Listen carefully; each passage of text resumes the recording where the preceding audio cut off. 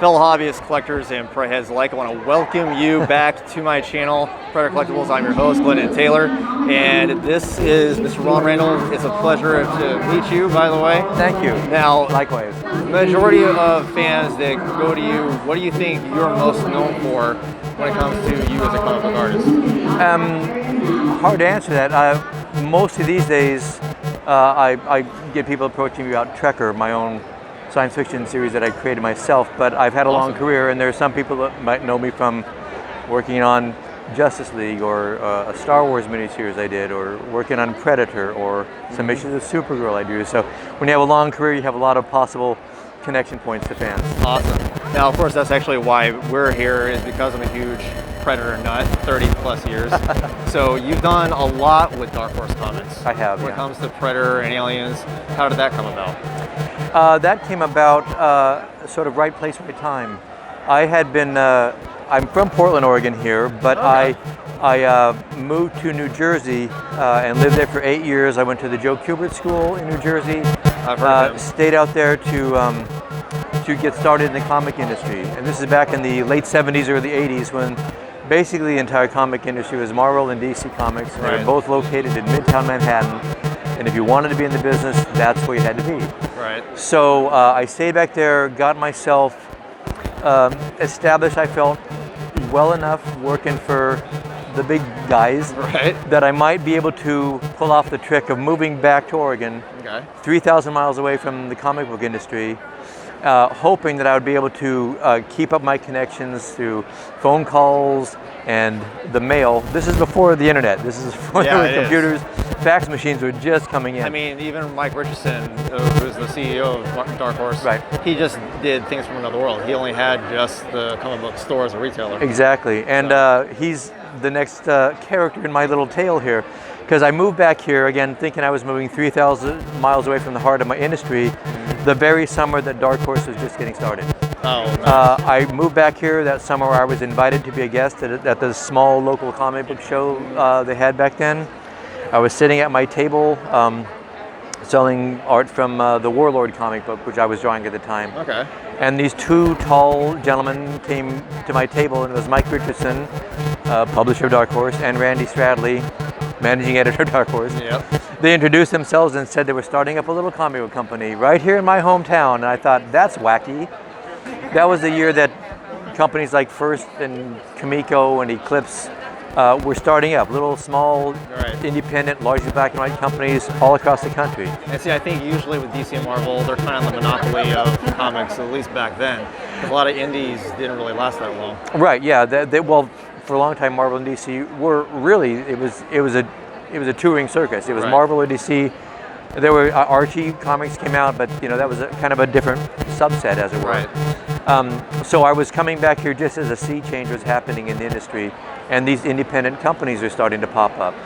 And the one that was in my backyard was Dark Horse. So they were looking to get some established professionals to work for their company, and they invited me to come there and said, we'll pay you, and they basically said you can do whatever you want, which is a sentence I knew I would never hear again.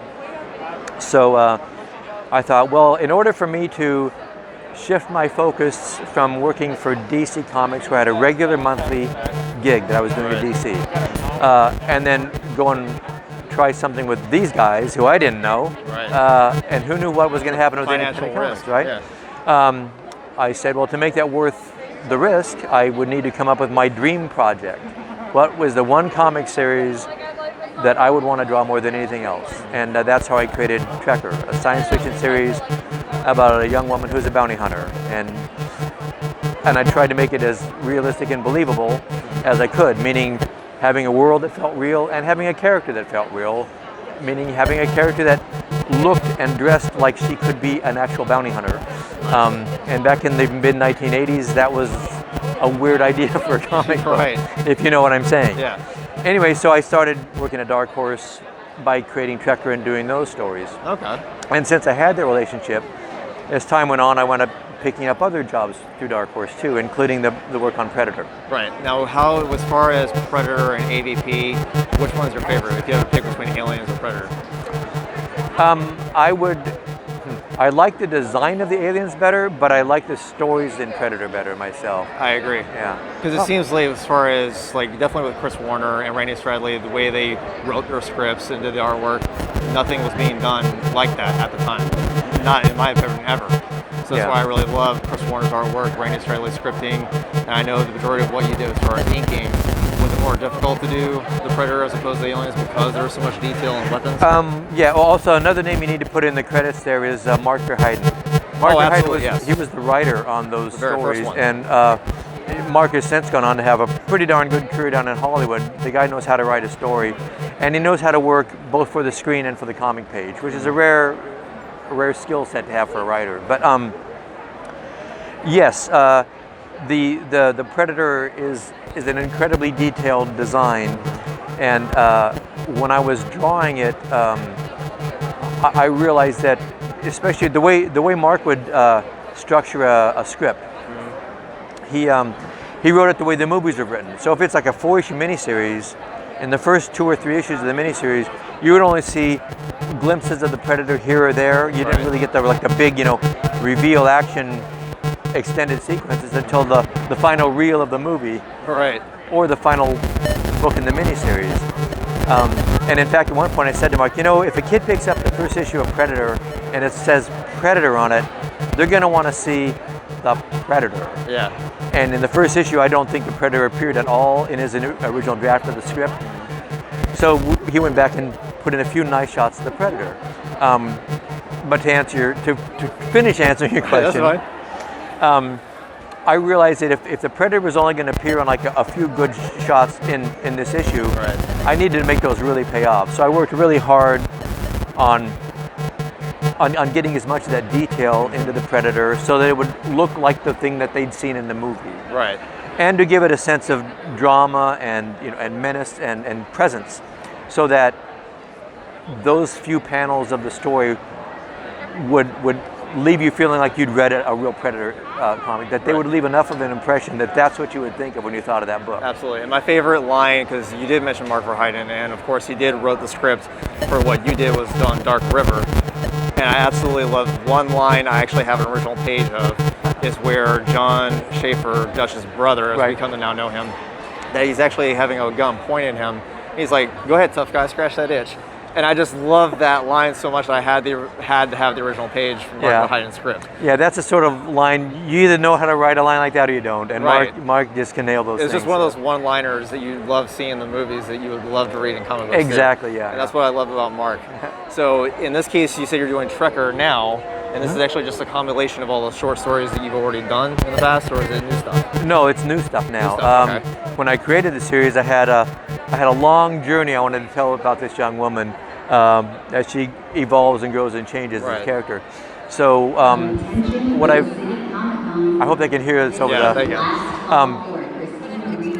so what I've done is I've collected all the earlier Dark Horse stories, which have all gone out of print years ago, and I ran a Kickstarter and funded a big hardcover that collects all of those earlier Trekker stories. Oh, okay. And I've also done a series of other Kickstarters to fund the continuing adventures. One builds on the previous one and points to the next one, so they're all sort of interlinked that way. Nice. And the story is the series is going to a place. We're getting to a resolution point.